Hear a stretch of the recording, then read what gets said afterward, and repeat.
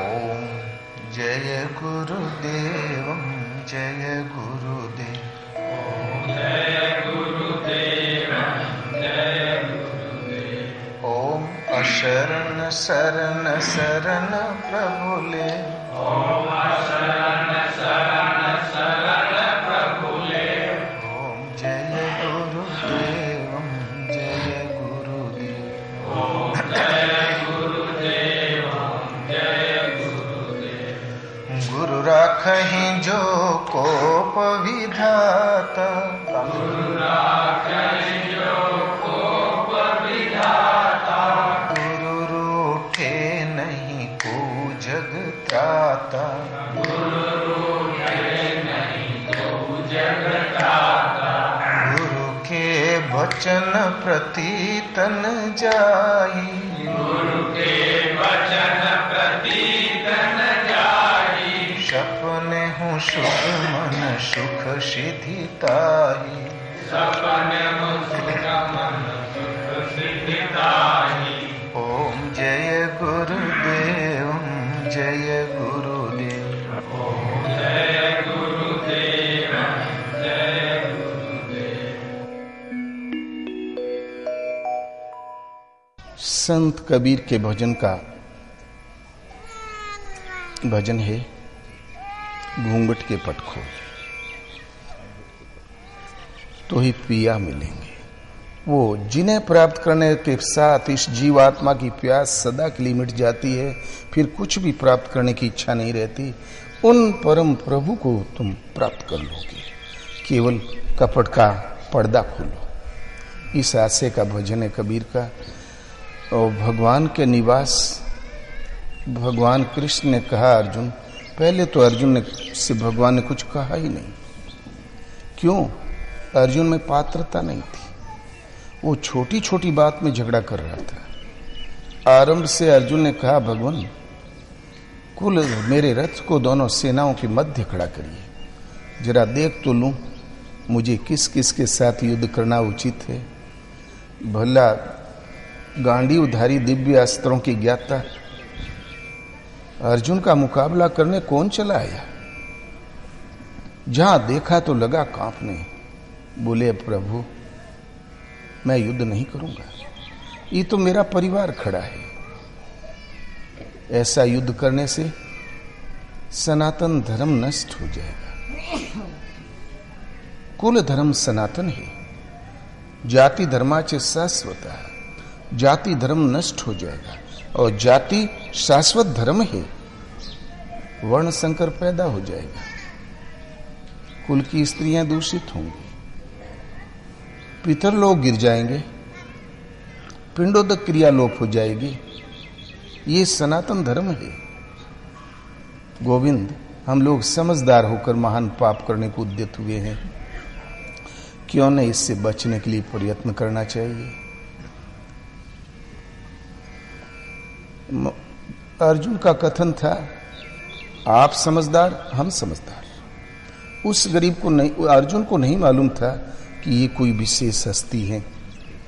वो सोचा कि ठीक कदाचित धनुर्वेद में मैं ही आगे हूं, माना कि बुद्धि इनके पास है। हम लोग समझदार होकर लगत, तब भगवान ने हंसते हुए से कहा कुतस्त्वा कस्मलमिदम विस्मय समुपस्थितम अनार्य जुष्टम स्वर्गम कीर्ति कर्म। अर्जुन, तुम्हें इस विषम स्थल में यह अज्ञान किस हेतु से उत्पन्न हो गया? नहीं ये कीर्ति बढ़ाने वाला है, नहीं कल्याण करने वाला है, और नहीं पूर्व श्रेष्ठ पुरुषों ने भूल के भी इसका आचरण किया है। ये अज्ञान कहां से उत्पन्न हो गया? अनार्य जुष्टम, ये अनार्यों का आचरण तुमने कहां से पकड़ लिया? गीता आर्य संहिता है। जो उस अविनाशी अस्तित्व का उपासक है आर्य है, जिसकी वृत्ति उस अविनाशी अस्तित्व की ओर उन्मुख है वो आर्यवर्ती है, और जो नश्वर के पीछे भागता है वो अनार्य है। और तब जाति धर्म सनातन धर्म, कुल धर्म सनातन धर्म, पिंडोदक क्रिया सनातन धर्म, भगवान ने कही अज्ञान कहां से उत्पन्न हो गया? ये सब अज्ञान है तो फिर सत्य है क्या? अर्जुन ने सोचा, अरे इसके आगे तो हमें कुछ भी नहीं आता, और सच पूछो तो पूरे भारत के लोगों को कुछ भी नहीं आता। इसके आगे कुछ आता है क्या? कुछ नहीं, आज भी। तब समर्पण कर दिया। कार्पण्य दोषो पहत स्वभाव, पृच्छामि त्वाम धर्म समूढ़ चेता, यत श्रेय स्यात् निश्चितम ब्रूहि तन्मे शिष्यस्तेहम साधिमाम त्वाम प्रपन्नम। प्रभु ये अज्ञान है तो इसके आगे मुझे कुछ नहीं आता। सिद्ध है कि धर्म के रास्ते में विमूढ़ चित्त हूं। मुझे वह उपदेश कीजिए जिससे मैं परम श्रेय को प्राप्त हो जाऊं। अर्जुन की मांग केवल श्रेय है, वस्तु नहीं। और स्वर्ग और किंतु पृथ्वी में अकंटक धन धान्य संपन्न साम्राज्य और देवताओं के स्वामीपन इंद्र पद में भी मैं उस उपाय को नहीं देखता जो मेरे इंद्रियों के सुखाने वाले शोक को दूर कर सके, मन में स्थित क्षोभ को मिटा सके। इसके आगे कोई सत्य हो तो बताइए, वह उपदेश कीजिए, परम श्रेय को प्राप्त हो जाऊं।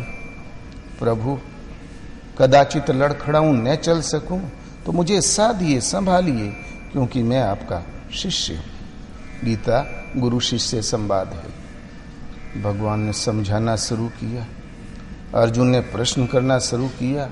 करीब करीब 24 प्रश्न किए। अंत में अर्जुन चुप हो गया।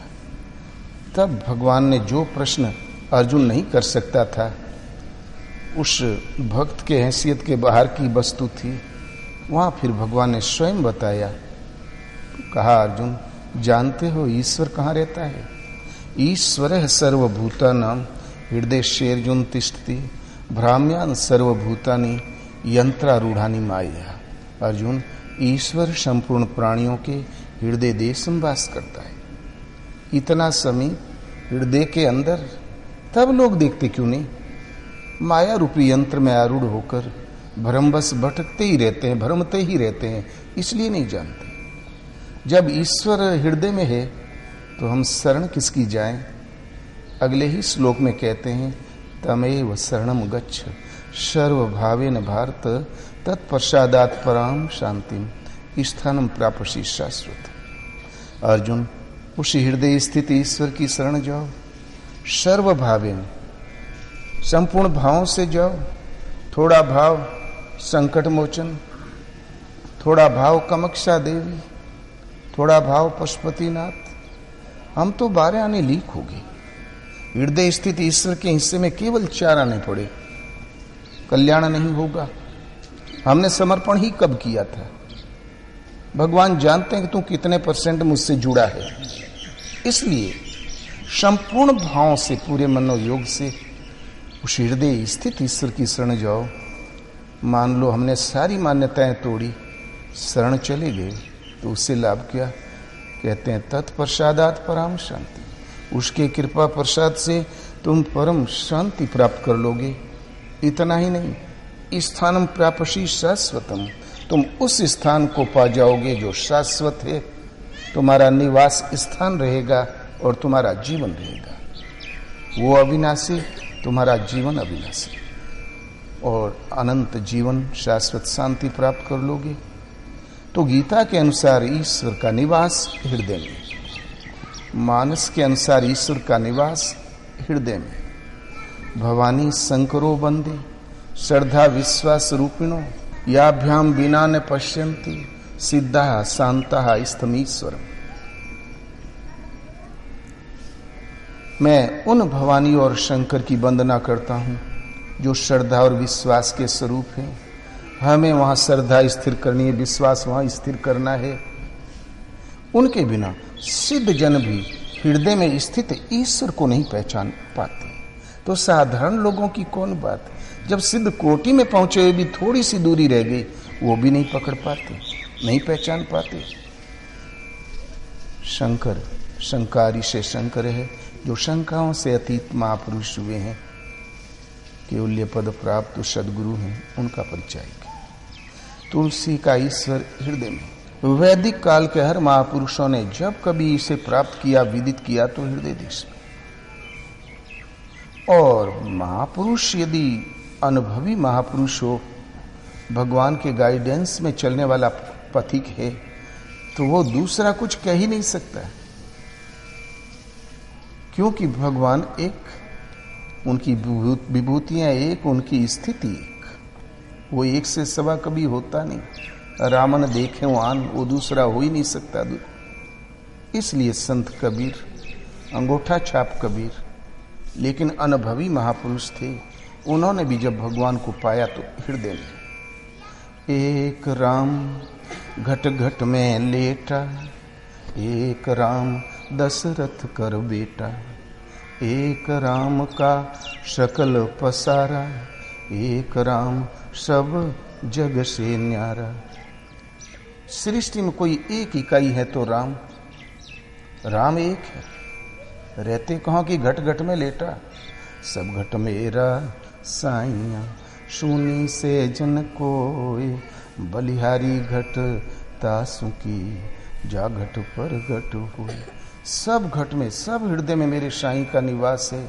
सुनी से जन कोई, एक भी हृदय का आसन सुना नहीं। तब तो सबको नमन करो, बोले ना। वो बलिहारी घट तासु की, जा घट पर घट होए। मैं उस घट के ऊपर अपने आप को समर्पित करता हूं जिस घट में वो प्रगट हो गए। जहां प्रगट हुए वो सदगुरु हैं, वो महापुरुष हैं, अर्थात घट में स्थित वो प्रगट भी होते हैं। तो एक राम घट घट में लेटा, तो घट में लेटा होगा हमारे किस काम का, मिले कैसे? तो एक राम दशरथ कर बेटा, राम एक ही है, दशरथ कर बेटा। दशों इंद्रियों की निरोधमयी प्रवृत्ति ही दशरथ है। राम नाम सब कोई कहे, दशरथ कहे न कोई, एक बार दशरथ कहे, कोटि यज्ञ फल होय। सब राम राम राम राम कहते हैं, दशरथ कोई कहता ही नहीं। एक बार दशरथ कह दे तो कोटि यज्ञ फल होय। इतना बड़ा मुनाफा, फिर भी दशरथ दशरथ कोई नहीं जपता, जपना भी नहीं चाहिए। कितना भी राम नाम जपो, पुण्य बढ़ेगा, पुरुषार्थ बढ़ेगा, लेकिन दशों इंद्रियों की निरोधमयी प्रवृत्ति दशरथ है। जहां दशों इंद्रियों के संयम के साथ जो नाम आता है तो सीधी भगवान से संबंध जुड़ जाता है। रथ की लगाम रथी के हाथ में होती है। इंद्रियां घोड़े हैं, शरीर एक रथ है, मन लगाम है। जब ये मन की लगाम हाथ में हो जाती, इतना संयत हो जाता है, तो फिर जिधर हम ले चले उधर चलेगा। जहां मन की लगाम हाथ में आई तो दशरथ, इस दशों इंद्रियों की निरोधमयी प्रवृत्ति दशरथ है। विषयों में तो कभी निरोध होगा नहीं। जिमी प्रति लाभ लोभ अधिकारी, हर लाभ एक नवीन लोभ को जन्म देता है। आज हमारे थोड़ी परिस्थिति लड़खड़ा गई, शाम को 2 रोटी का ठिकाना नहीं। जब 2 रोटी मिलेंगी तो हम फूले नहीं समाएंगे कि प्रभु ने सुनवाई कर ली। लेकिन जब वो स्रोत मिल गया, साइड मिल गई, गिरफ्त आ गई धंधे की, तो लाख, फिर करोड़, फिर 10 करोड़, फिर नींद हराम। क्या कभी पेट भरता है? योजना योजना योजना, इतने में ब्लड प्रेशर हाई। संसार में हर लोभ नवीन, हर फायदा नवीन लोभ को जन्म देता है। जिमी प्रति लाभ लोभ अधिकारी।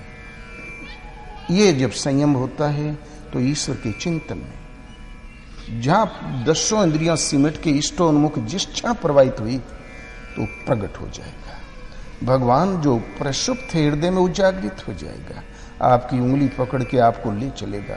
तो एक राम दशरथ कर बेटा, अर्थात संयम करो, वो अवश्य मिलेगा। दशों इंद्रियों की संयम जिस क्षण सदा उस क्षण वो प्रकट हो जाएगा। उसे प्राप्त करने का यही तरीका है। एक राम का, एक राम दशरथ कर बेटा, एक राम का शकल पसारा। राम एक है, जो कुछ भी यवन मात्र जगत है उसी का पट पसार है। भगवान कृष्ण कहते हैं, अर्जुन मेरे तेज के अंश मात्र से सृष्टि का सृजन, पालन और परिवर्तन होता ही रहता है। उसका निर्माता वो है कि तुम अखिल भुवनपति लीन मनुज अवतार, जग कारण भव तारण भंजन धरणी भार। जगत का कारण भगवान, विश्व के रचयिता भगवान। इसलिए ये जो कुछ पट पसार देखते हो एक उस परमात्मा के तेज के अंश से है। तो एक राम का शकल पसारा, इतनी बड़ी कारखाने का मालिक, तब तो रात दिन फटफटाते होंगे, ऐसा मिलाते होंगे। बोले ना, एक राम सब जग से न्यारा। संसार में एक है तो राम, सबका इतना प्रपंच फैलाते हुए सब जग से न्यारा, सबसे अलग है। वो निर्लेप है, दृष्टा के रूप में है। जो कुछ कर रहे हैं कर्म प्रधान विश्व रचि राखा, जो जस करे सो तस फल चाखा। एक सत्ता है तो परमात्मा, और उसी आशय का ये भजन है। भगवान घट घट में लेटा है, लेकिन घट में पर्दे पड़े हैं, घूंघट है। तो घूंघट के पट खोलरी तो है पिया मिलेंगे। घट घट रमता, घट घट रमता राम रमैया। घट घट रमता राम रमैया। कटुक बचन मत बोलरी तो ही पिया मिलेंगे।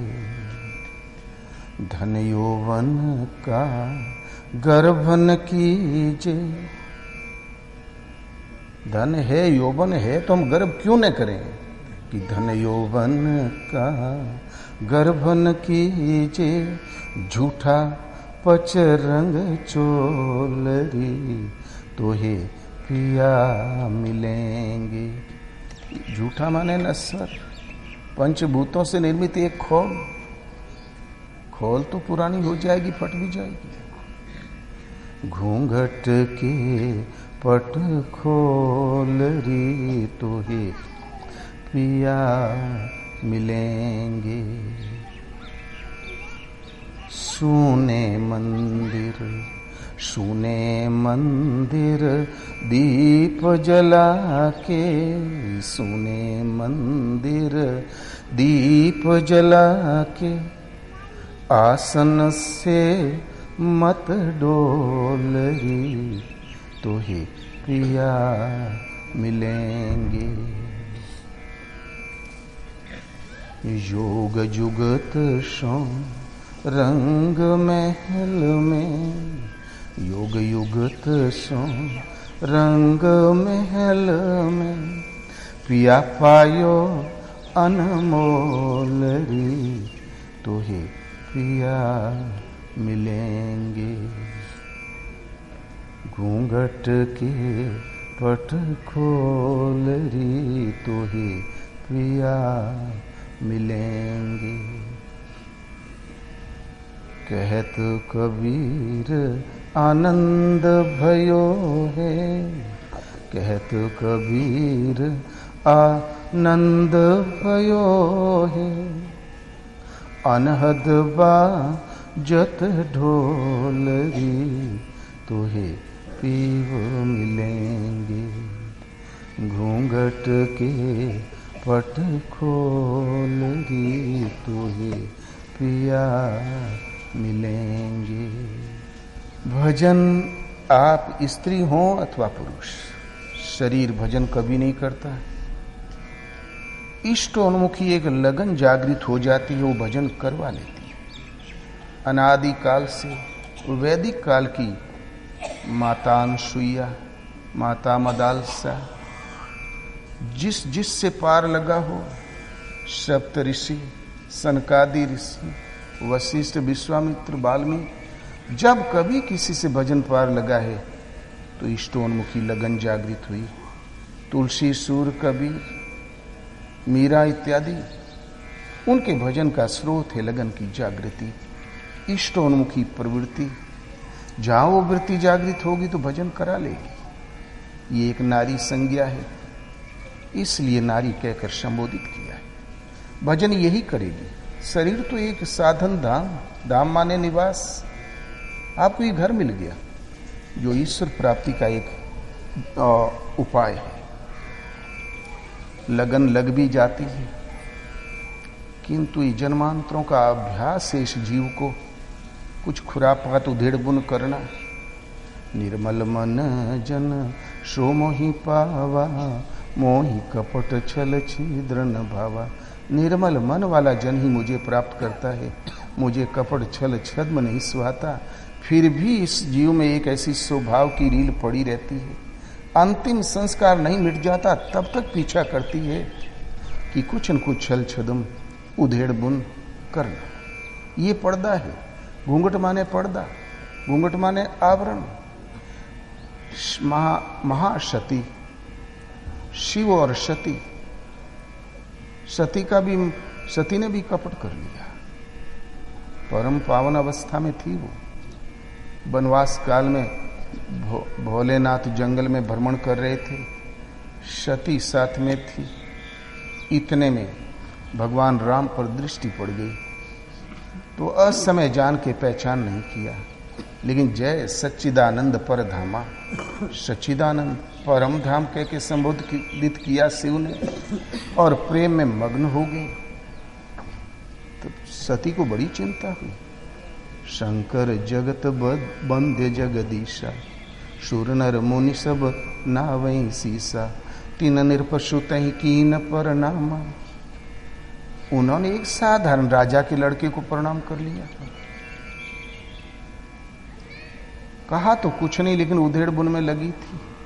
भोलेनाथ ने कहा, सती तुम्हें इस प्रकार की शंका नहीं करनी चाहिए। बोले नहीं भगवान, है तो राजा का लड़का ही। बोले जाके परीक्षा ले लो। तपाक से गई। बोले हाय सीते, हाय मृगलोचनी, रट लगाए हैं। तुरंत सीता का रूप धारण किया, आगे बढ़ी।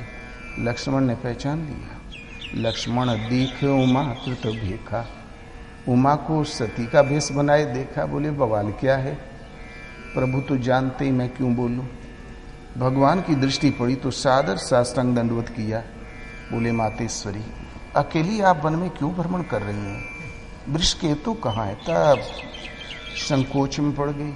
बोले अरे ये तो सचमुच भगवान है क्या? लौट गई, कुछ बोली ही नहीं। भगवान ने देखा कि सती ने कुछ कष्ट पाया है, थोड़ी सी महिमा दिखा दिया। सती ने जिस रास्ते जा रही तो आगे राम लक्ष्मण सीता आ रहे थे। बोले इनसे मुंह बचाओ।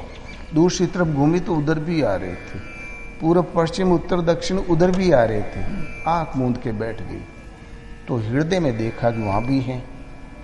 फिर उसने देखा अगणित विष्णु, शिव, ब्रह्मा, सरस्वती, उमा, असंख्य लोकांतर, सब कुछ भिन्न भिन्न अवस्था में देखा, लेकिन राम ने देखे आन वो दूसरे प्रकार के नहीं, क्योंकि प्रभु ही एक ऐसी सत्ता जो अपरिवर्तनशील।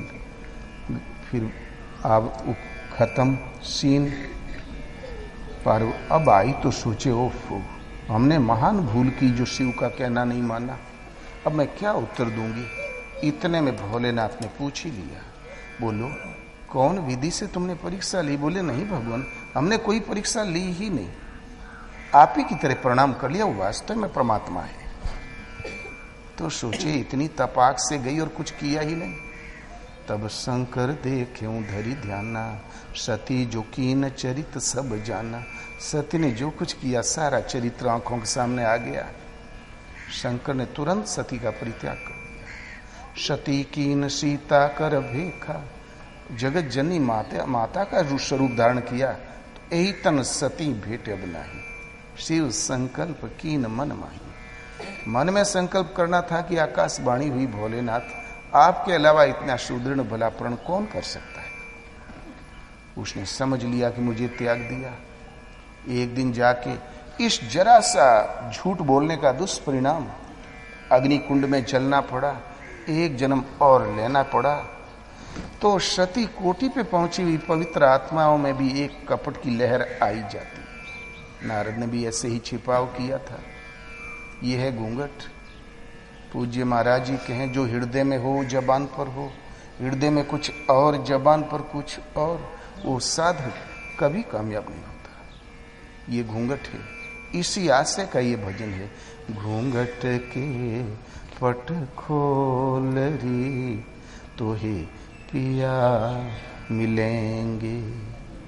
घूंघट, घट कहते हैं हृदय को, लेकिन हृदय में पर्दे पड़े हुए हैं माया के मल आवरण विक्षेप के, जन्म जन्मांतरों के संस्कारों की रील पड़ी है। उस पर्दे को खोलो, तुम्हें वह अवश्य परम प्रभु का साक्षात्कार होगा। संत कबीर ने अपने आराध्य देव को साईं, पिया, प्रियतम, पति कहकर संबोधित किया। क्यों? जिन्हें प्राप्त कर लेने के पश्चात शिष्ट जीव आत्मा की सदा सदा के लिए प्यास मिट जाती है, कुछ भी पाने की इच्छा नहीं होती। उसके साथ ही जेहि जाने जग जाई हराई, जगत तो खो ही जाता था, मांगने लायक कुछ बचा ही नहीं। ईश्वरी बचा तो भला आगे सत्ता है ही नहीं, ढूंढेगा क्या? फिर यह आत्मा पूर्ण तृप्त, पूर्ण स्थिति वाली हो जाती है, जीव की प्यास मिट जाती, इसलिए पिया कहकर संबोधित किया। साईं माने मालिक होता ही है, दूसरा होता है प्रियतम, प्रिय उत्तम से प्रियतम। उन प्रभु से एक बार संबंध जुड़ गया तो फिर कभी विच्छोह नहीं होता। ईश्वर पथ में बीज का नाश नहीं है। स्वल्प अभ्यास भी अर्जुन महान जन्म मृत्यु के भय से उद्धार करने वाला होता है।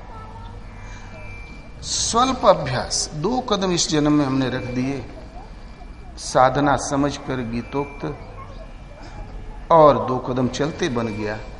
श्वास के रहते रहते अगले जन्म में तीसरा ही चरण रखोगे, 2-4 जन्म के अंतराल से वहीं पहुंच जाओगे, जिसका नाम परम गति परम धाम है।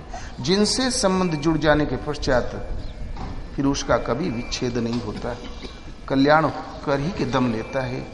इसलिए प्रिय उत्तम से प्रियतम, प्रीति का सर्वोपरि माध्यम। संसार में तो प्रेम और विच्छेद होता ही रहता है, लेकिन वो कभी नहीं छूटता। प्रीति का सर्वोपरि माध्यम है। ईश्वर प्राप्ति में यही एक सार है।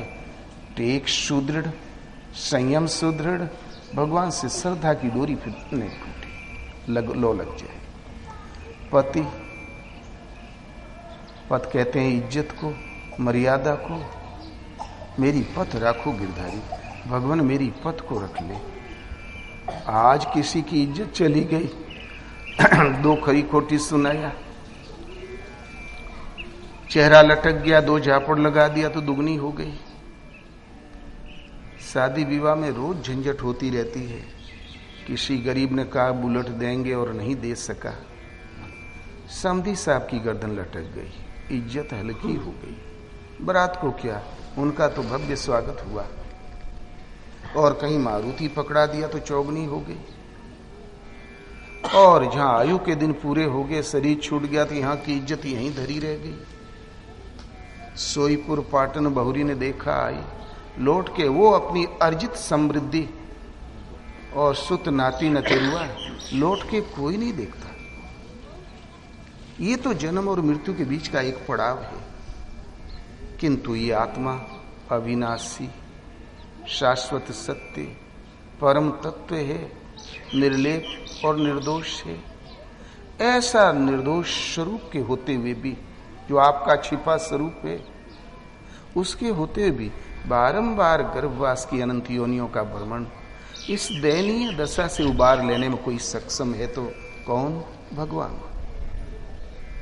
इस दयनीय दशा से उबार के और शाश्वत श्रम स्थिति प्रदान कर देने में, उस मर्यादित स्वरूप में प्रतिष्ठित करने में समर्थ है तो भगवान। इसलिए आराध्य देव को संत कबीर ने पद को रखने वाले पति कहकर संबोधित किया। ये झगड़ा बुराना, माता मीरा, कालांतर में लोगों ने इस पावन शब्द को पति परमात्मा का ही परिचय है। वो पत रखने वाले, उनके सहस्रों नामों में से एक नाम ये भी है, किंतु कालांतर में भारतीय पूर्वजों ने इस पवित्र नाम को संस्कृति में ले लिया। पति और पत्नी आदर्श शब्द होने से कि इसी बहाने भगवान का स्मरण बना रहे। माता मीरा का पति भोजराज राणा का जब स्वर्गवास हुआ, बहुत खुश हुई रनिवास की रानी, बोले फंद कटा, अब मीरा जल जाएगी। जाके भला देव ने सुनवाई तो कर लिया। देखो ना, ये गरीबों के बीच में जाके भजन कीर्तन करती है, ये हमारी मस्तिष्क नीचा कर दिया, हमारा सम्मान घटा दिया इसने, चलो अब जल जाएगी। अब महारानी मीरा चलिए सती हो जाइए। बोले भाई क्यों? बोले तुम्हारा पति मर गया। मीरा ने कहा पागल हो गई हो, ऐसे पति को क्यों भरूं, जो जन्मे मरी जाए, मीरा अविनाशी भर्यो, सुहाग अमर हुई जाए। भला ऐसे पति का मैंने वर्ण ही कब किया था, जो जन्मे और मर जाए। मीरा ने अविनाशी का वर्ण किया है, मेरा सुहाग अक्षुण्य है, सदा अचल है। फिर पति रहता कहाँ है? औरों के पिया परदेश बसत हैं, लिख लिख भेजत पाती।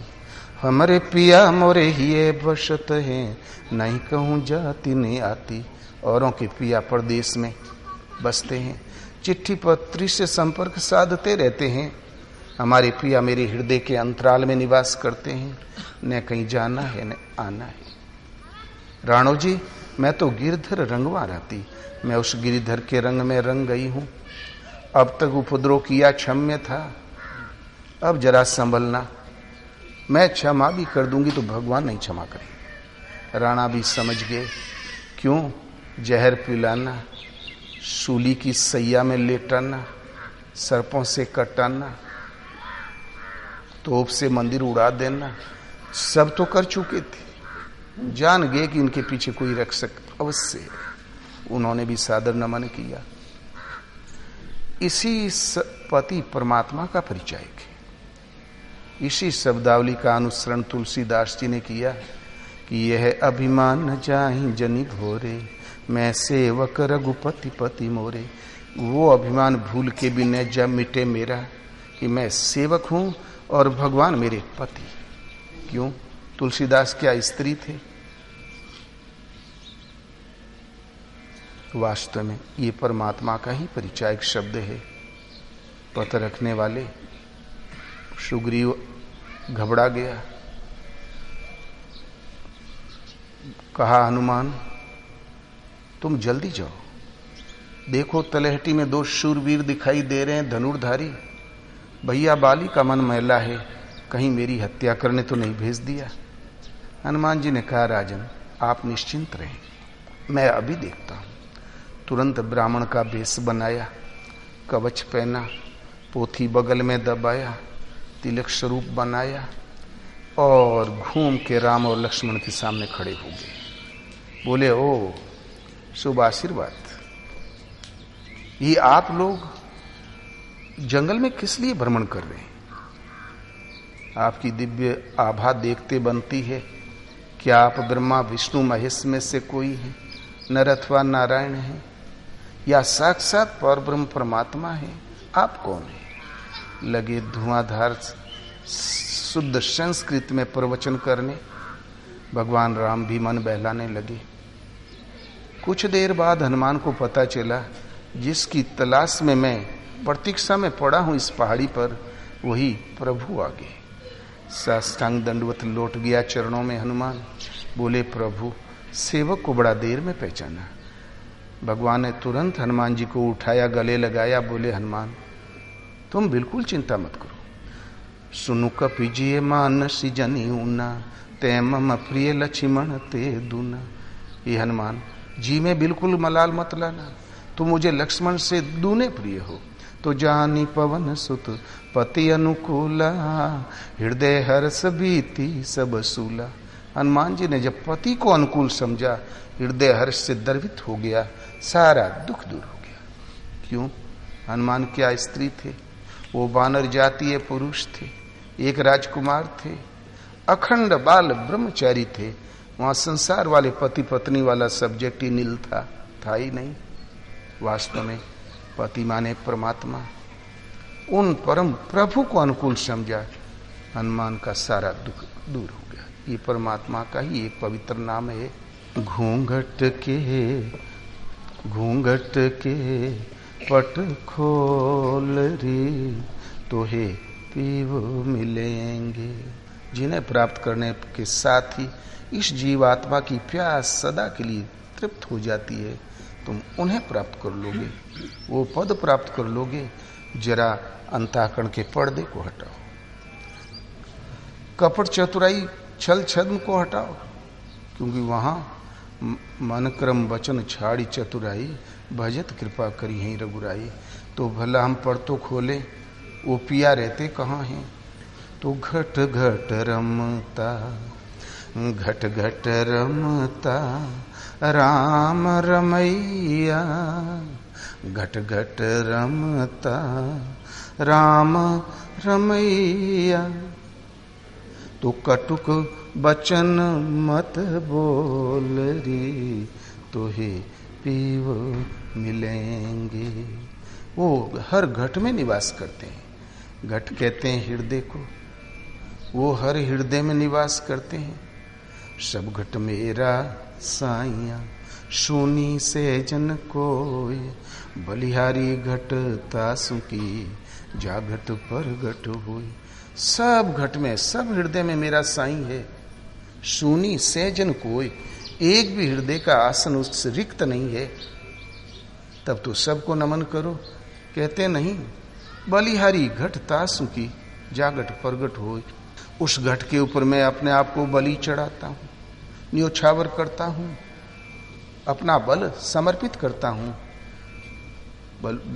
बलिहारी का मतलब होता है मन कर्म वचन से समर्पण। मैं वहां समर्पित करता हूं जिस घट में वो प्रकट हो गए। जहां भगवान वो प्रकट है हृदय में, वो सदगुरु हैं, वो पूर्ण पुरुष हैं, उनके प्रति मैं अपने आप को समर्पण करता हूं। तो घट घट रमता राम रमैया। हर घट में जब कभी किसी ने प्राप्त किया तो हृदय देश में, तो उनकी प्राप्ति के लिए एक काम आवश्यक है। तो कटुक बचन मत बोल रे, तो हे पिया मिलेंगे। कटुक वचन, ठाड़ा तिलक, मधुरी बानी, दगाबाज के ये है निशानी। भयदायक खल के प्रिय बानी, जिमी अकाल के कुसुम भवानी। खल की प्रिय बानी मौत का संदेश है। फिर मारीच के प्राण बचे ही नहीं। रावण ने देखा कि खरदूषण मारा गया। खरदूषण मोहि सम बलवंता, ताहि को मारे बिनु भगवंता। जन रंजन भंजन मही भारा, जो भगवंत लीन अवतारा। कदाचित भगवान ने अवतार ले लिया, तो मैं जाई वैर हटी करी हूं, प्रभु शर प्राण तजे भवतरी हूं। हुई हैं भजनन तामस देहा, मन क्रम वचन मंत्र दृढ़ेहा। भयदायक खल के प्रिय बाणी। खल की प्रिय बाणी बड़ा भयप्रद होती है, मौत का संदेशा है। मारीच ने कुछ समझाया तो उठा लिया तलवार। बोले दुष्ट, बता मेरे समान बलशाली कौन है, चलता है कि मारूं? आखिर मारीच के प्राण नहीं बचे। खल भी प्रिय बोलते हैं, लेकिन कार्य सलटाने के लिए तो प्रिय भाषण बहुत खतरनाक। कलकत्ता से एक सेठ आए, बोले महाराज 2 लाख रुपया मेरे घर पहुंचा दिया है। एक दूसरे सेठ ने हमें बुलाया, जाऊं कि नहीं? हम बोले आप करते क्या? बोले मैं सेल्समैन हूं। आप में गुण क्या है? बताया कि कोई ग्राहक यदि शोरूम में प्रवेश कर ही गया तो लौट के नहीं जा सकता, उसे वस्तु लेना ही होगा। ये मेरा गुण है। कलकत्ता में महाराज अच्छे सेल्समैनों को लोग दूर से आंकते रहते हैं, देखते हैं बढ़िया सेल्समैन है तो 2-2.5 लाख रुपया उसके घर भेज देते हैं और उसको बुला लेते हैं। मेरे पास भी पहुंच गया पैसा। हम बोले जरूर जाओ। प्रिय भाषण, इलाहाबाद चले गए, हमारे साथ कई लोग थे। तो एक सज्जन ने कहा मेरा एक खिलौने की दुकान में चले गए। एक सज्जन बोले कि मेरा बच्चा बहुत सौम्य, बड़ा सरल है, हल्का वाला दे दो। बोले अरे बच्चे तो सौम्य होते ही हैं, वो तो भगवान का स्वरूप होते हैं। तो बतासा गुरु बोले हमार लड़कुआ सार बड़ा चंचल है, वो तोड़ दे इस खिलौना, इसलिए वो दे दो। बोले अरे बच्चे तो फुदकते हुए मृगे होते हैं, उनका तो चंचलता ही उनका शान है। उनको भी खिलौना पकड़ा दिया, उनको भी पकड़ा दिया। तो प्रिय भाषण तो कार्य सलटाने का एक तरीका। इसलिए ये प्रिय नहीं, कटुक वचन मत बोल। तो प्रिय भाषण तो कार्य सलटाने का एक तरीका। इसलिए ये प्रिय नहीं, कटुक वचन मत बोल। कटु वो है जो हमें संस्कृति में भरमाए, संसार में फंसाए, और मधुर वो शब्द हैं जो ईश्वरीय माधुर्य प्रदान कर दे, आत्मिक पथ को प्रशस्त कर दे और साधना पथ में हमें अग्रसर कर दे। तो कटुक बचन मत बोल री, तो ये पिया मिलेंगे। और कहीं मधुर है ही नहीं। मधुर से एक जीवन यापन होगा। मधुर वो जो प्रभु का माधुर्य प्रदान कर दे। साधकों के लिए इतने कड़े प्रतिबंध है कि जब बोले तब हरिगुण गावे, मौन रहे कि नाम जपावे। जब बोलो तो हरिगुण गान करो, मौन रहो या नाम जपाओ।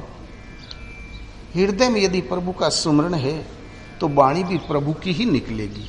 हृदय में प्रभु प्रसारित हो, चिंतन हो और वाणी निकले तो कौवे की तरह उटांग पटांग, तो समझना चाहिए कि उसके हृदय में भजन नहीं है। इसलिए कटुक वचन मत बोल। अवश्य वो परम प्रभु तुम्हें प्राप्त हो जाएंगे, लेकिन वो प्रभु इस पथ में एक भयंकर रुकावट है। वो है धन और यौवन का गर्व, बड़ा खतरनाक। ये इस पथ में आगे बढ़ने से हमारी टांग पकड़ के घसीट देता है, ये भुला देता है इस नशे में। एक सज्जन ने कहा, भगत हैं आश्रम के, बोले चलो आश्रम चलें। बोले अब मैं महाराज के पास क्यों जाऊं, 100 आदमी को तो मैं ही भोजन देता हूं। वो कालीन वाले थे, एक भट्टे वाले थे। तो हमने कहा भोजन देते हो, पेट और वस्त्र के आगे किसी मजदूर को कभी कुछ दिया है क्या? कहते मैं 100 आदमी को भोजन देता हूं। हाँ, वो नहीं बोले, उन्होंने अपनी परिस्थिति को अवगत कराया अपने साथी को। कोई अभाव नहीं था कि इतना कुछ है। करीब 14 करोड़ का वो विदेश का है वो देना लेना। तो ये गर्व बड़ा खतरनाक।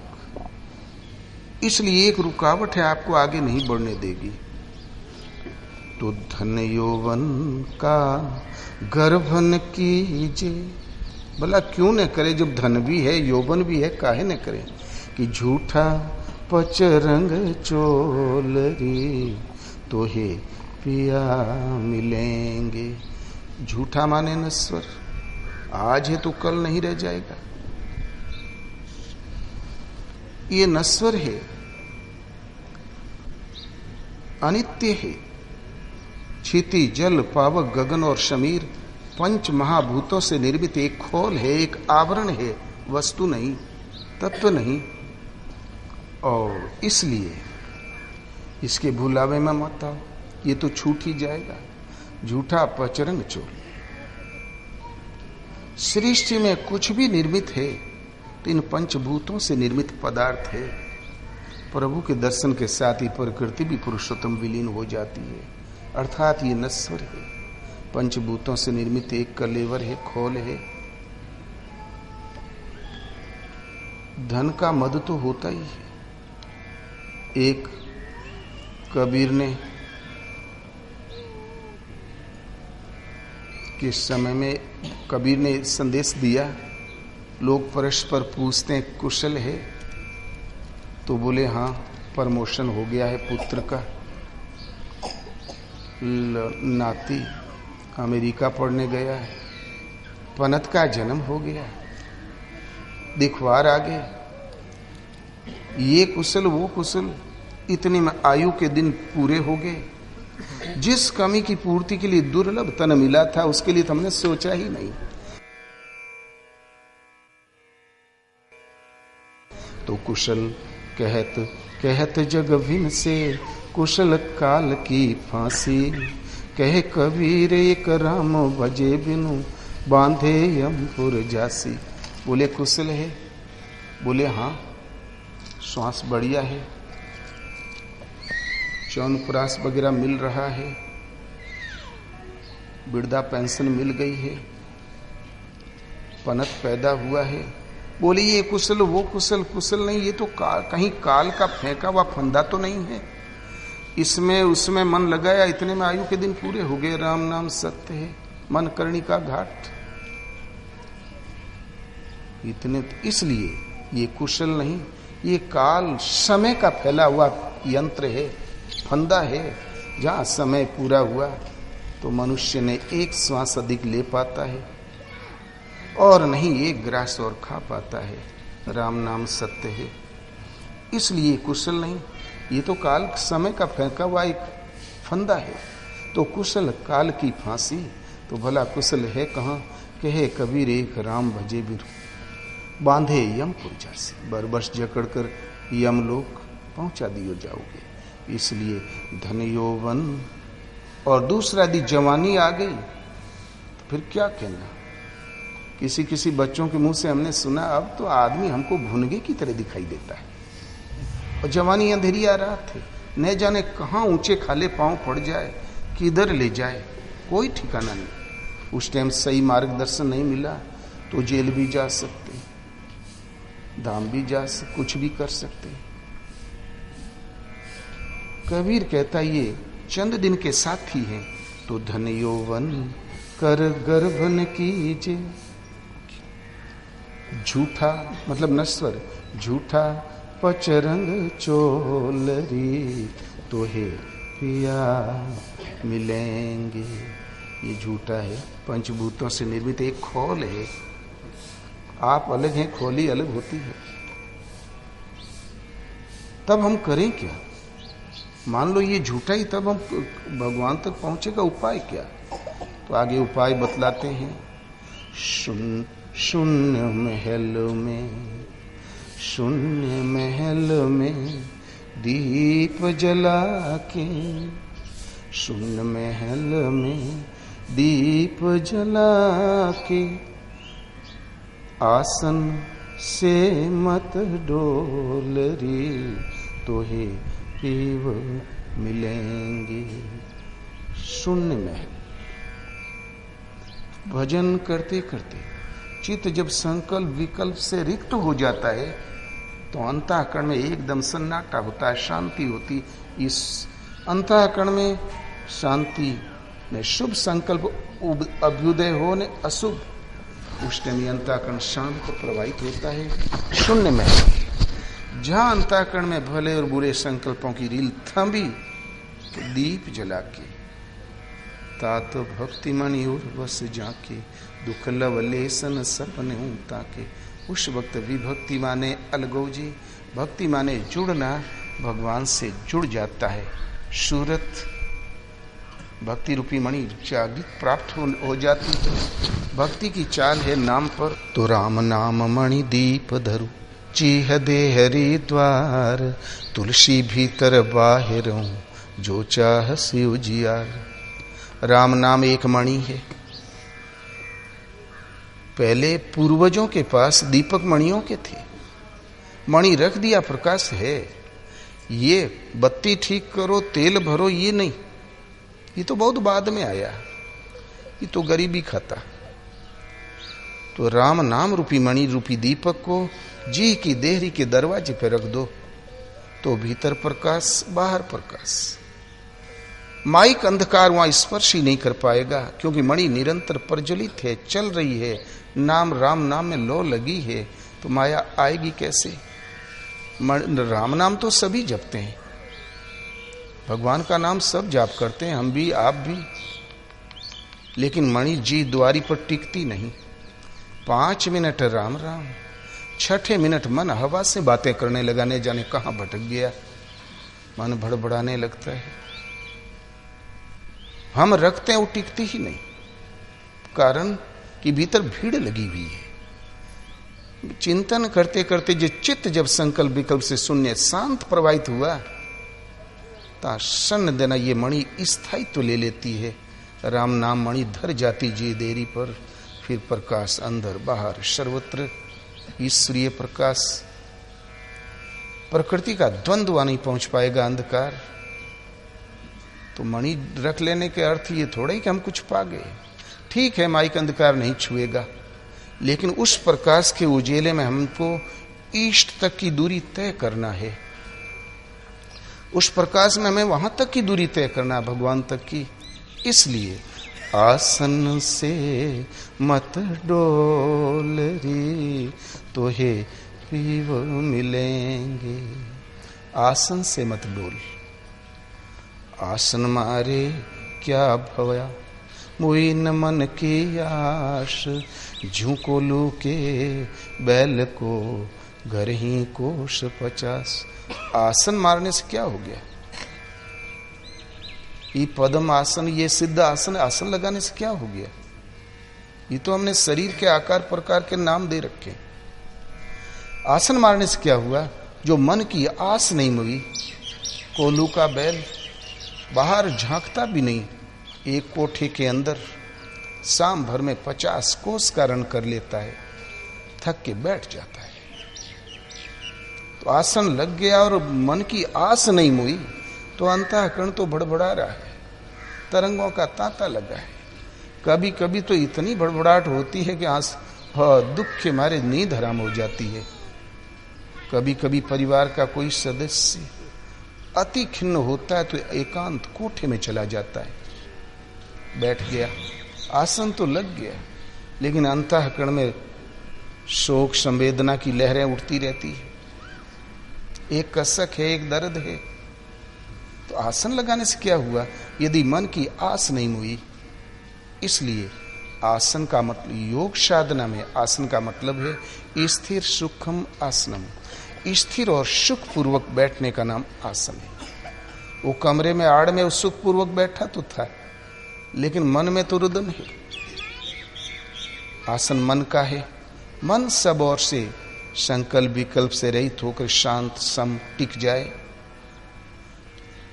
ये आसन प्रयत्न शैथिल्य अनंत समापत्तिभ्याम, जो यम और नियम में, अहिंसा सत्य अस्तेय और ब्रह्मचर्य में, तप स्वाध्याय ईश्वर प्रणिधान में जो हमारा प्रयत्न चल रहा था, उसमें शिथिलता आ जाए, सहज होने लगे। प्रयत्न की शिथिलता और परमात्मा में मन लगाने से आसन सिद्ध होता है। यदि बाहर के एक शरीर के आकार प्रकार का नाम आसन है, तब परमात्मा में मन लगाने की कौन जरूरत है? कोई अभ्यास कर लो, हो जाएगा। हमारे राम बाबू सेठ हैं, एक आसन से बैठते हैं तो 12 घंटे में उठते हैं, फिर आसन हिलता ही नहीं। शरीर के आकार प्रकार का नाम आसन नहीं। सृष्टि में पूर्वजों में, पूर्व ऐसे महापुरुष में जो अष्टावक्र, 8 अंगों के टेढ़े, महाराजा जनक के गुरु, उस युग के सर्वोपरि महापुरुष, उनका कभी आसन शरीर का लगा ही नहीं। हमारे गुरु महाराज के गुरु महाराज सत्संगी महाराज, एक टांग उनकी भली प्रकार टूटी हुई थी, वो पालथी लगा कभी बैठे ही नहीं, किंतु गुरु महाराज को आकाशवाणी हुई भगवान की ओर से, इस मंदिर में तुम्हारे गुरु महाराज हैं। वास्तव में वो महापुरुष थे। तो आसन का अर्थ होता है मन सब ओर से संकल्प विकल्प से रहित होके शांत सम टिकने लगे, ये स्थायित्व ले ले। ये अनंत प्रभु में मन लगाने से, और जो यम नियम में जो प्रयत्न चल रहा है उसमें शिथिलता आ जाने पर ही सिद्ध होता है। इसलिए आसन जहां शून्य महल, भजन इतना उन्नत हुआ कि चित्त संकल्प विकल्प रहित शांत प्रवाहित हो चला, तब हृदय सुना है, शून्य महल। हृदय जब शांत प्रवाहित हुई वृत्ति, तो दीप जला के राम नाम रूपी मणि दीपक प्रज्वलित हो गया। अब मणि कंठ से हटेगी ही नहीं। उस प्रकाश में जब दीप जली गया तो आसन लग गया। आसन लगना पर्याप्त नहीं, तब तक निरंतर लगे रहो, डटे रहो, जब तक कि वो प्रभु संभालने ले, तब वो लक्ष्य प्राप्त नहीं, विदित नहीं हो जाए। तो आसन से मत डोल री तो ही पिया मिलेंगे। अवश्य परम प्रभु मिलेंगे। आसन पे लगे रहो। जोग जुगत सो, आगे कहते हैं इसका सदपरिणाम क्या हुआ। जोग जुगत सो रंग महल में पिया पायो अनम मोल री तो है पिया मिलेंगे। योग एक युक्ति है, योग एक कला है। उस योग युक्ति के सहारे जोग जुगत सो रंग महल में, पहले था शून्य महल। चित्तवृत्ति जब संकल्प विकल्प से रहित शांत प्रवाहित हुई तो शून्य महल, वहां सन्नाटा, भीड़ खत्म। तब तो दीप जल गया, राम नाम मणि स्थायी मणि प्रज्वलित हो गई। और जहां ईश्वरीय विभूति प्रसारित होने लगी तो रंग महल, सब रंग कच्चा, सांवरिया रंग पक्का। एक रंग शुद्ध विशुद्ध रंग है जो कभी न अपरिवर्तनशील है, तो सांवरिया रंग परम प्रभु का रंग। रंग भूमि जब सिंह पगुधारी, देखी रूप मोहे नर नारी। रंग भूमि जहां प्रभु की विभूतियां उतरने लगी, जहां दीप जला, आसन में स्थायित्व आया, तो विभूतियां अवतरित होने लगी, प्रभु का रंग वर्षने लगा। तब ये रंग में वृत्ति शांत हुई, सुन, और प्रभु की विभूतियां प्रसारित होने लगी तो रंग। कबीर ने इस प्रभु के स्वरूप को एक रंग की संज्ञा दी कि लाली मेरे लाल की, जित देखो तित लाल। और लाली देखन में गई, मैं भी हो गई लाल। परमात्मा एक लाली है, एक आभा है। लाली मेरे लाल की, जित देखो तित लाल। जहां भी दृष्टि पड़ी वो लाल। ये एक चिंतन पथ की अवस्था विशेष है। उस अवस्था से कबीर गुजरा तो जित देखो तित लाल। स्वर्ग नरक अपवर्ग समाना, जाता देख धरे धनु बाना। ने स्वर्ग स्वर्ग के रूप में रह गया कि जिसकी हम कामना करें, ने नरक नरक के रूप में रह गया जिससे हम भयभीत हों, ने वैकुंठ वैकुंठ के ही रूप में रह गया। जित देखो तित लाल, जहां देखा तो प्रभु की लाली ही प्रसारित दिखाई पड़ी, प्रभु का वो पक्का व शाश्वत रंग ही दिखाई पड़ा, उनकी विभूति का प्रसारण दिखाई पड़ा। और लाली देखन में गई, मैं भी हो गई लाल। जहां लाली का स्पर्श हमने किया तो हम भी लाली हो गए, हम खो गए, वो प्रभु ही शेष बच रहा। जानत तुम ही होई जाई, उन्हें जानकर वही हो गया। देख तो मैं गया तो मैं भी हो गई लाल। तो रंग जोग जुगत सो रंग महल में, जब प्रभु की विभूतियां उतरने लगी आसन के सुदृढ़ होते ही, और जहां उस मूल का स्पर्श किया तो पिया पायो अनमोल रे, तो हे पीव मिलेंगे। जहां स्पर्श किया तो पिया मिल गए। पहले विभूतियां उतरती वो अवगत कराते हैं अपनी स्थिति से, और जहां स्पर्श किया तो पिया मिल गई। जिन्हें प्राप्त कर लेने के साथ ही इस जीवात्मा की सदा सदा के लिए प्यास मिट जाती है, तृप्त हो जाती, कुछ भी प्राप्त करने की इच्छा नहीं होती, जिसका कोई मूल्य नहीं, वो अनुकंपा से मिलते हैं। पिया पायो अनमोल, उसके समान कुछ है ही नहीं। भरत खिन्न थे, बाल उलझे हुए थे, शरीर कृश था, आंखों में अश्रु थे।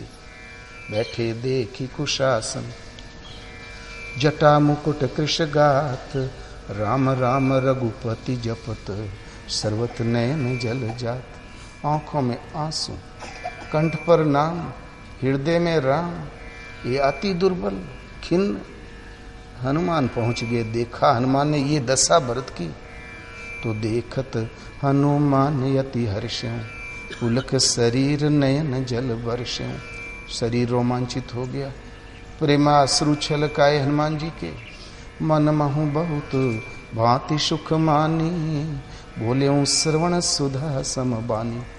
बहुत प्रकार से सुख माना, अमृत के समान बोली बोले कि जासु विरह सोच दिन राती, रटे हूँ निरंतर गुण गण पाती। रघुकुल तिलक सुजन सुख दाता, आयऊ कुशल देव मुनि त्राता। जिसके विषय में रात दिन गुलते रहते हो, गुणों की पंक्ति रटते रहते हो, वो प्रभु आगे। शत्रु को रण में जीता, सीता अनुज सहित सह कुशल प्रभु आगे। इतना सुनना था कि प्रभु आगे। सुनत वचन विसरे सब दुखा, त्रिखावंत जिमि पाय पीऊखा। इतना सुनते ही भरत का सारा दुख दूर हो गया। एक गिलास पानी का प्यासा था, अमृत पा गया और तुरंत उछल के खड़े हो गए और बोले हनुमान, यही संदेश शरीष जग माही, खोजी रहे हूँ लोकति हूँ नाही। नाही न तात उऋण में तो ही, अब प्रभु चरित सुनावऊं मोही। हनुमान, इस संदेश के समान कुछ है ही नहीं, मैं क्या दे के उऋण हो जाऊं, इसका कोई मूल्य ही नहीं। मूल्य चूका हूं ऐसा सृष्टि में कुछ भी नहीं है। मैं तुमसे उऋण नहीं हूं हनुमान, मैं तुम्हारा ऋणी हो गया। अब प्रभु का चरित्र सुनो। हनुमान जी ने कहा, चरित्र मत सुनो, ये जो ऊपर चिड़िया उड़ रही है यही है राम, स्वागत की व्यवस्था करो। फिर भरत कभी लौट के गुफा में नहीं गया, न राम राम जपा। अब भजन हमारा हरि करे, हम पायो विश्राम। प्रभु मिल ही गए तो उनकी कीमत क्या, उसके समान सृष्टि में कुछ है ही नहीं। और पहले तो सृष्टि में कुछ दिखाई पड़ रहा था, लेकिन जहां उन्हें जाना तो तब क्या हुआ, प्रकृति पुरुषोत्तम परिवर्तित हो गई। जेहि जाने जग जाई हेराई, जागे जथा सपन भ्रम जाई। एक सपना आया और भ्रम गया। ऐसी सृष्टि प्रकृति पुरुषोत्तम परिवर्तित हो गई। ईशा मासम उदम सर्वम, अब वो भी बचा नहीं, हम क्या सौंप दें।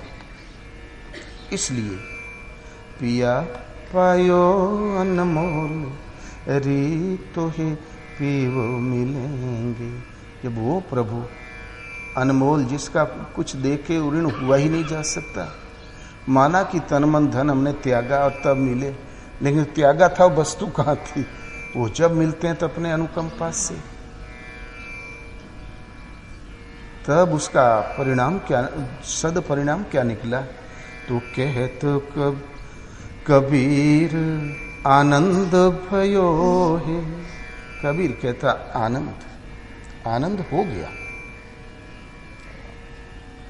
राम विमुख सुख सपने नहीं, जब है ही नहीं तो पाएगा कहां। जो आनंद सिंधु सुख राशि, शीकर ते त्रैलोक सुपासी। जो आनंद के समुद्र है, सहज सुख की राशि है, जब वो अमूल्य परम प्रिया उतर ही आए, मिल गए, आनंद हुआ। अन्य सृष्टि में तो कहीं आनंद होता ही। तो कहत कबीर आनंद भयो है, अनहद बाजत ढोलरी, तो हे पिया मिलेंगे। अनहद बाजे ढोल, हद कहते हैं सीमा को, अनहद कहते हैं असीम को। उस प्रभु की जानकारी के साथ ही जग जाई हेराई, जगत को खो गया। प्रकृति नश्वर, ये भी विलीन हो गई।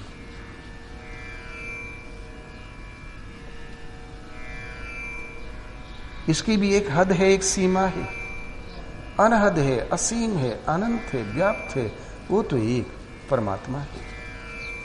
अब परमात्मा के यहां बजने लगा ढोल, आह्लादित, खुशी ही खुशी, जहां दुख होता ही नहीं, ऐसी शांति जिसके पीछे अशांति नहीं, ऐसा सुख जिसके पीछे दुख नहीं। अनहद बाजे ढोल, अनहद माने वो परम तत्व परमात्मा, लेकिन उसकी निम्नतम सीमा जब भजन में लो लग जाए। आज आप भजन करते हो 2 घंटे, कोई संत लोग 10 घंटे, 12 घंटे, 14 घंटे तक लगातार भजन में लगे रहते हैं तल्लीन होके, लेकिन एक सीमा है कि 14 घंटे, 12 घंटे, एक सीमा है, एक हद है। किंतु एक स्तर ऐसा भी आता है, जागत में सुमिरन करे, शोवत में लो लाए, सुरत दूर लागी रहे, तार टूट ना जाए। एक अवस्था ऐसी भी आती है, जब तक जागो सुमिरन करो, सो तो लो लगा के सैन करो, जब सो के उठो तो सूरत वहीं लगी मिले, तार टूट न जाए। 8 पहर झूमत रहे, तार टूट ना जाए। पूज्य महाराज जी कहें वो, सुबह ठीक 2 बजे मेरी आंख खुल जाए, जहां आंख खुले तो भक्क देना स्वरूपवा हृदय में आ जाए, और फिर ये एक ही बैठकी में सुबह 6 बज जाए। लेकिन साधक को चाहिए आंखें भली प्रकार खुली रखे, बंद कभी नहीं करे। बंद आंखों में भजन ही नहीं होता, ध्यान ही नहीं लगता, बल्कि नींद भी आती है। और इसलिए आंख खुलते यदि पहले कोई संकल्प आवे तो नाम, दृश्य आवे तो रूप। तो ये भजन की एक अवस्था विशेष है कि जागत में सुमरन, सोवत में लो, सूरत डोर लगी रहे, तार टूटना क्रम न टूटे। लेकिन ये भजन की अवस्था विशेष है। इसी क्रम में चलते चलते जहां मूल का स्पर्श किया तो प्रकृति की भी सीमाएं खत्म, भजन की भी सीमाएं खत्म। अब भजन हमार हरि करे हम पायो विश्राम, हो तो हो गए पेंशनियर। फिर भरत गुफा में कभी नहीं गए, जिसको पाना था पा लिया, ढूंढे किसको? तो वो अनहद है, असीम है, एक और ब्रह्म परमात्मा, वो परम धाम है। अनहद बाजे ढोल, वहां पर सदैव खुशियों के उमंग उठती रहती है।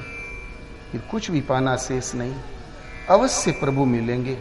लेकिन जरा कपट केवड़िया खोल, सैया तोरे द्वारे खड़े। ये कपट क्या, पर्दा खोल दो तो घूंघट के पट खोल, री तो ही पिया मिलेंगे।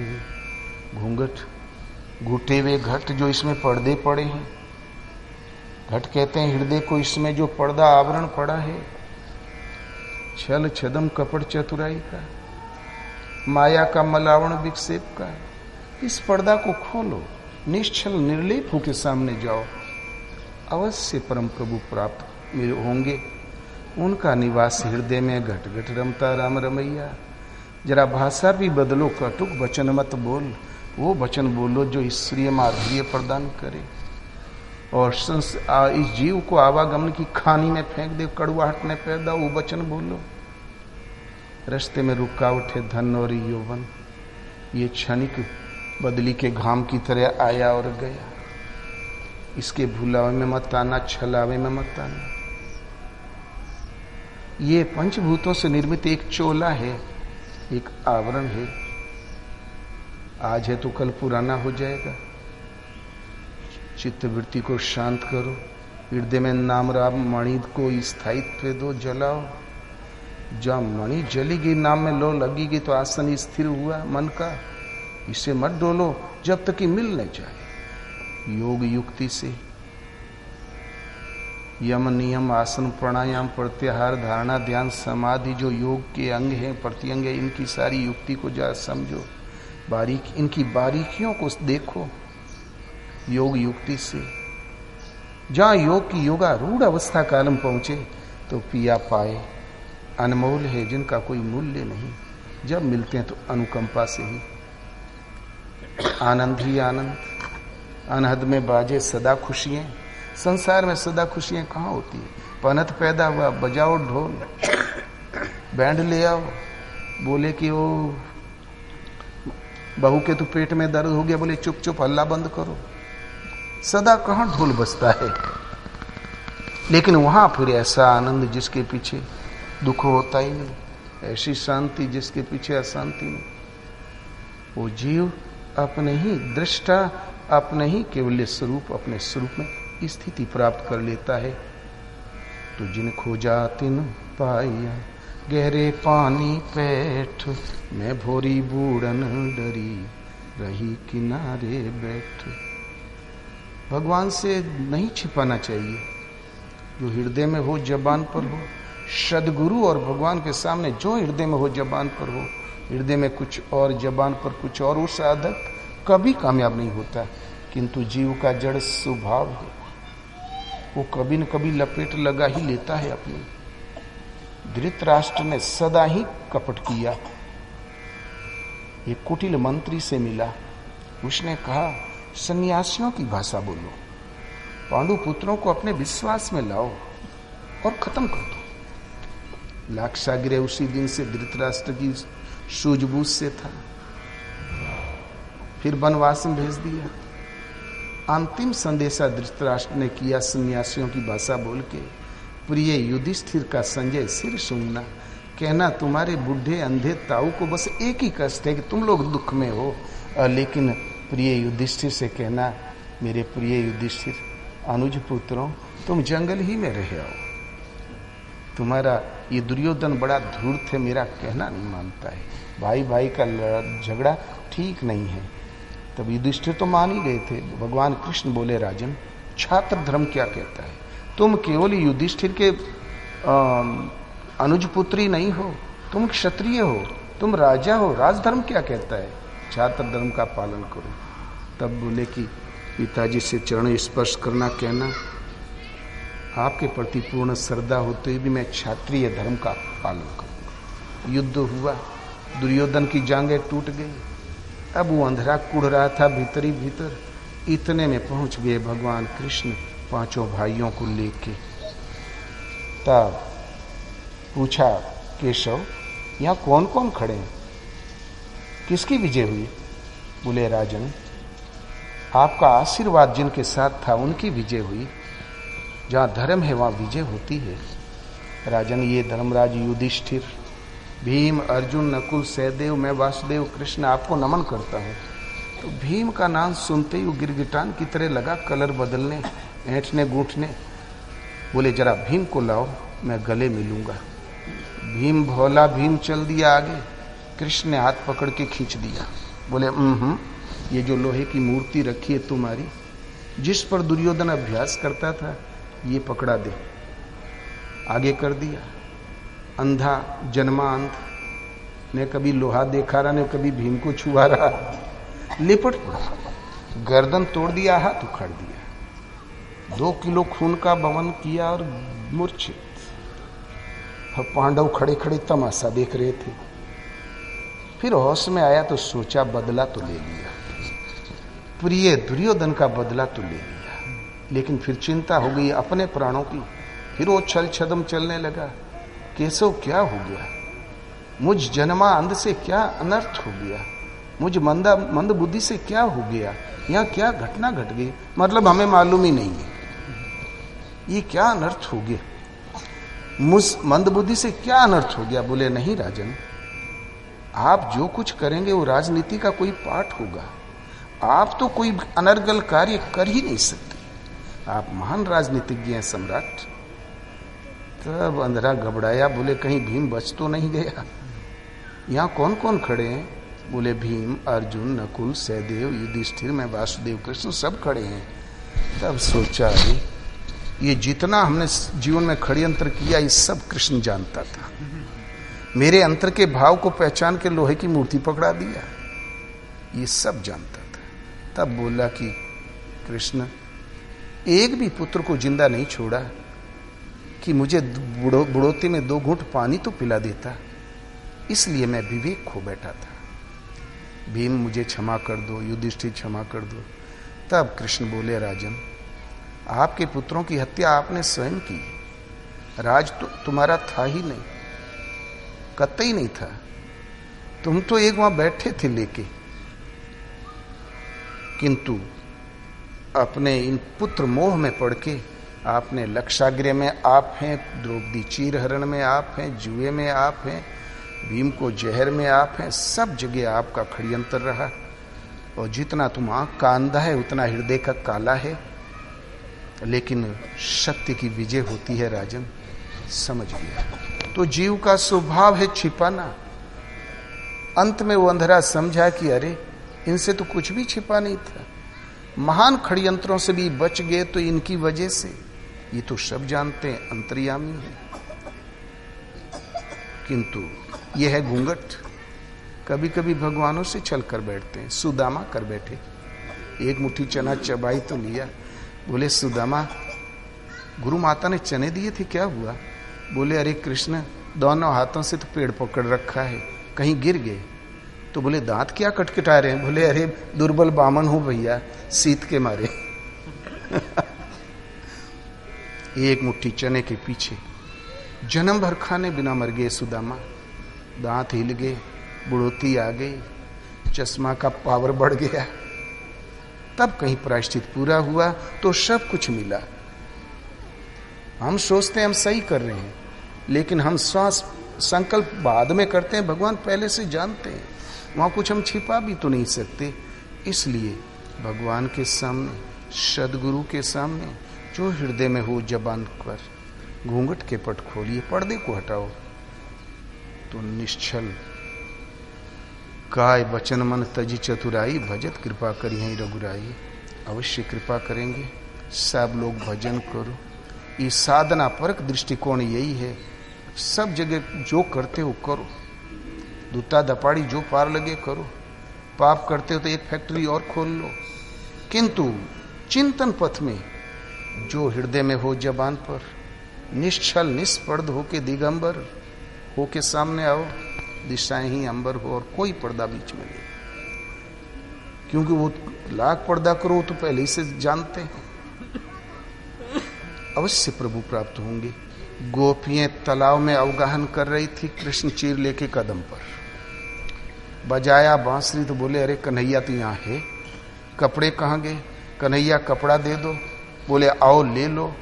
बोले, कैसे आवे, हम लोग तो एकदम निर्वस्त्र हैं। तो बोले, गई कैसे थी? तो बोले, तब यहाँ कोई था नहीं। बोले, पागल हो गई हो?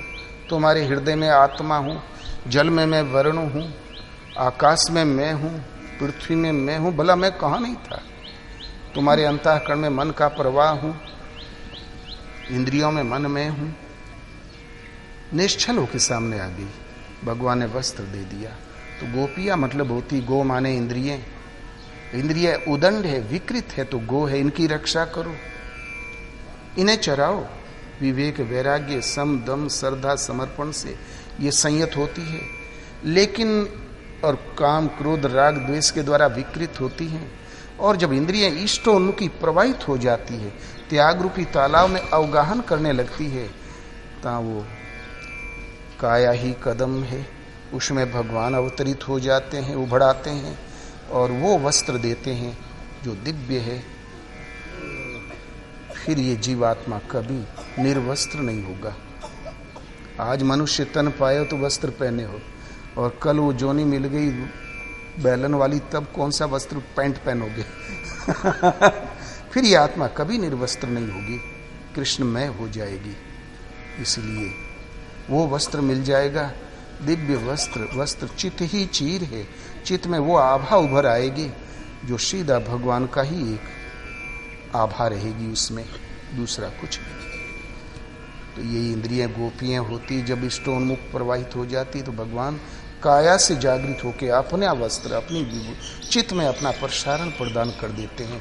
फिर ये जीव कभी निर्वस्त्र नहीं होता, कभी ये मर्यादा से नीचे नहीं उतरता, लक्ष्य में ही समाहित होकर रहता है। इसलिए निश्चल होके चिंतन करो, बाहर जो पाप की फैक्ट्री खोलोगे, प्रभु हृदय स्वजन जब जागृत होगा तो पुराना पाप भी जल जाएगा और नई फैक्ट्री भी स्वाहा।